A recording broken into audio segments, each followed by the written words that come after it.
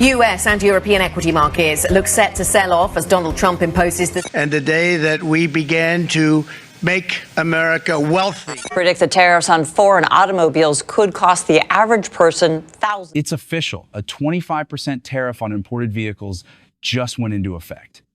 And that changes everything for all of us.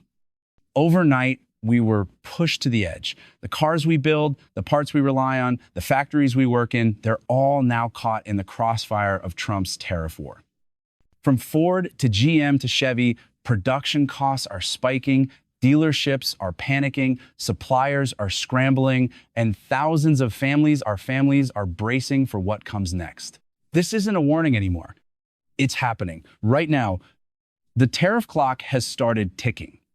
And the American auto industry, we're the ones who will pay the price. Most American-made vehicles brands like Ford, GM, and Chevrolet on highly complex global supply chains. While these cars are assembled in the United States, many of their critical components come from abroad. Canada exports billions of dollars worth of transmissions, suspension systems, and axle assemblies to U.S. automakers. Mexico is even more crucial, supplying over 42% of America's imported auto parts, with exports totaling more than $28 billion in just the first 4 months of 2024. South Korea, too, plays a major role, shipping brake systems, transmissions, and other core components, with parts exports to the U.S. reaching a record $8.22 billion this year. Iconic American vehicles like the Ford F-Series or Chevy Silverado may look purely domestic, but beneath the hood, they are anything but. These vehicles are built with parts sourced from over 24 countries, many of which cross borders multiple times before final assembly. Trump's 25% auto tariffs didn't just target foreign-made cars, they struck at the heart of America's own auto industry. Because in today's world, there's almost no such thing as a 100% American-made car. Trump's tariff policy didn't just raise costs, it disrupted everything. Automakers across the U.S. began scrambling. Supply chains that had been fine-tuned over decades suddenly became liabilities. Sourcing parts locally wasn't just expensive, it was nearly impossible. Rebuilding domestic supply would take years, not months. And the pressure kept building. Manufacturers started cutting costs. Production timelines slowed. Some factories began scaling back shifts. Layoffs quietly started.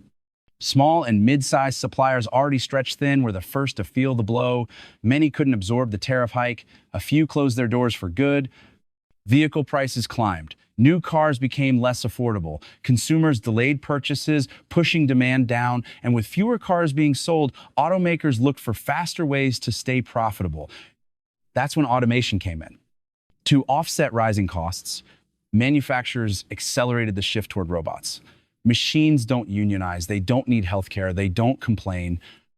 In the face of economic pressure, automation wasn't an option, it was a survival move. But for thousands of workers, this wasn't survival.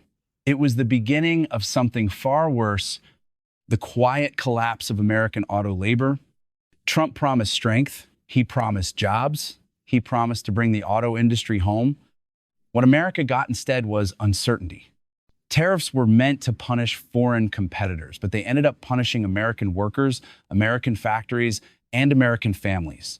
The industry isn't stronger, it's more fragile than ever. And while the White House spins the story as economic nationalism, the reality on the ground tells a different tale of rising costs, shuttered plants, and communities struggling to survive. Meanwhile, competitors abroad, especially in China, are surging ahead, flooding global markets with cheaper, faster, smarter cars. While America looks inward, the world races past. The crisis isn't just economic, it's strategic. And if nothing changes soon, the country that invented the automobile may lose its place in the future of driving altogether.